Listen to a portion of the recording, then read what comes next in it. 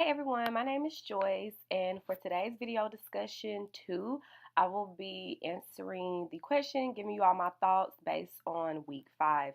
Now, I have written out some notes to make sure I stay on track and answer each part of the question fully. So, here we go. So, the first part of the question says that what do I believe is the media's responsibility to the public, or do I believe that the media has a responsibility to the public? And I will certainly say yes. I believe that the media does have a responsibility to the public.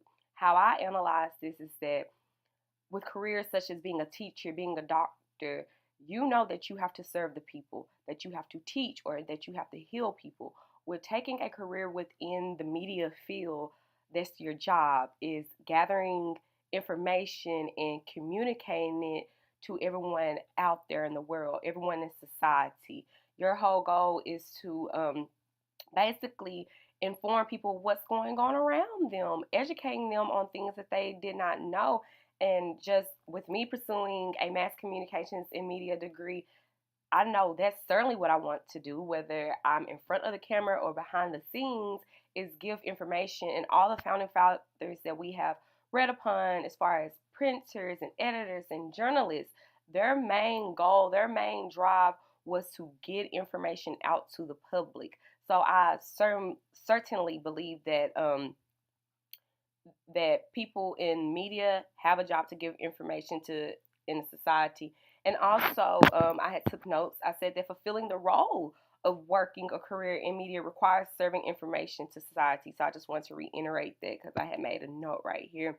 So, jumping back to the other part of the question, it says, who determines what the people want or need?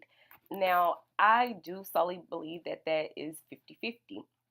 I feel that with the audience, it may be a little um, unintentional that you're putting out there what you may need from someone who's in the media field. But I feel that if you're the person who actually has a media position, you kind of have to work like a detective and an investigator and study your audience and your crowd and who you want to direct messages to and give them what they want. And determining what the people want and need, well, that's people, the audience, voicing their opinions, showing curiosity, interest in certain topics, and that's you as the provider to study your audience and know exactly what they do need.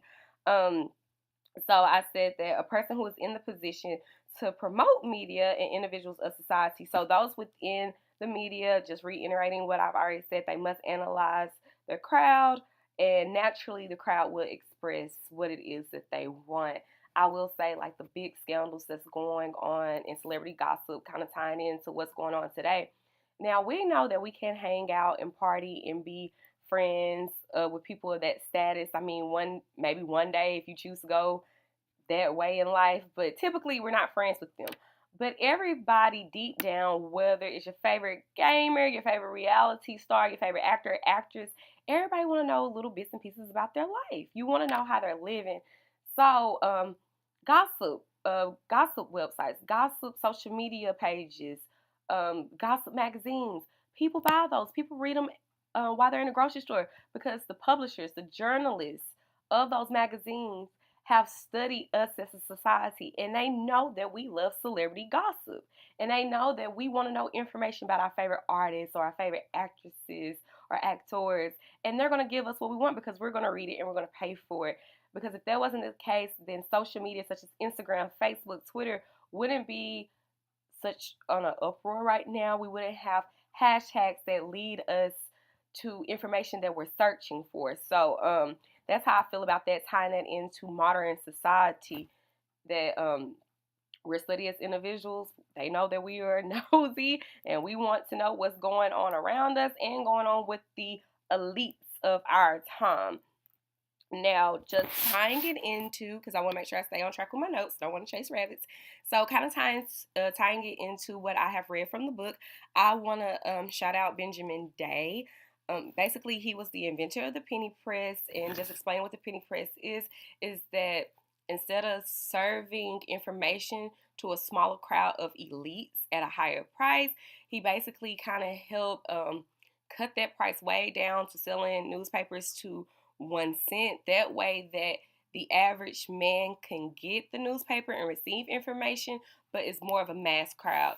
So I would say usually I would use the phrase quality over quantity, but right now it would be more so on quantity over quality because although the people that he wanted to cater to, or he introduced catering to a different crowd of folks, didn't have the money, it was more so. So although you had a small group that was paying more money, once you have a bigger group that's paying less money, you're going to end up making more money, if that makes sense. I know I explained that kind of weird, but it's just more people who didn't have money. So you're getting more pennies versus just serving to this middle crowd, talk about one subject. And I would just say that just going back to Benjamin Day, I would think that it would have been, he wasn't in this field of work for that long. He played around with magazines for a while, and he ended up selling the penny press to his brother, but he did so good with it that he was able to retire out of the field without having put in too much work and just play around with business ventures. But I want to say I guess it's safe to say that he was the first ones who took that risk, who made information more accessible to all, and kind of is the reason why us now in society can just get quick access to information. He has dropped the price down to a penny, and nowadays you can just download the app for free on your phone and get information without a cost at all. So I want to shout him out as one of the founding fathers of that, and catering to the common man and giving us more exciting topics to talk about. Knowing people, telling people about gossip, about murders that's going on and scandals, and we can thank Mr. Benjamin Day for that. And jumping into what I want to tie back in with the book, speaking upon is it the media's responsibility to give information to the public? And something that stood out to me that was very alarming. I found this part of chapter 7, I believe. It was, you can find the Helen Jewett and Richard Robinson case on page 130. And I will say that what stood out to me the most. I was so interested. I was so engaged in that case and story because I thought it was so horrible that Richard Robinson was acquitted for slaughtering and setting Helen Jewett on fire. And the reason why he was acquitted is because they see it as that a woman who was bought, basically couldn't be served justice or deserved to die because she was a whore. And I believe that was so sexist, and I just believe it was just so cruel. And yes, it is media's responsibility to put stories like this out there. I relate it now to like human trafficking that's going on. We need to see more of that in the media. More people need to express it so journalists know that we need to know more about it, to know that women's bodies are being mistreated, not even held to value. And if a woman decides to sell her body, that's her choice. You do not know what's going on in her household, what has went on in her household, what's going on in her mental state, but it's her body, it's her choice, but she deserves justice just like anyone else. Just because this, and relating back to Helen Jewett and any other woman out there in the world, if they choose to sell their body, that's their choice to make their money. But they do not deserve to be mutilated or set on fire and not to be served justice. But back in the day, since there wasn't anything that was just put out there in public eye, they didn't know how to handle it. And they just simply saw it as that if a woman chooses to put herself in that position, then she deserves to die. Whatever happens to her, it happens to her. So basically, they felt that Richard Robinson bought her, so he was entitled to do whatever he wanted with her, which that was wild and crazy. So definitely media needs to put more stories out there like that, so us as women, men as well, are aware that this is going on, and we can all unite together and make a change. Because although that happened so long ago, I still see a lot of those problems going on today. And I'm going to speed things up because I'm almost in my 10 minutes. But I want to go ahead and speak upon I had the names for now, Lydia Maria Chow, and also I want to speak about Benjamin Lundy and how they use media to express their opinions about slavery. Benjamin Lundy, he was totally against it. He wrote Genius of Universal Emancipation, expressing his thoughts, getting everybody on board. Maria Chow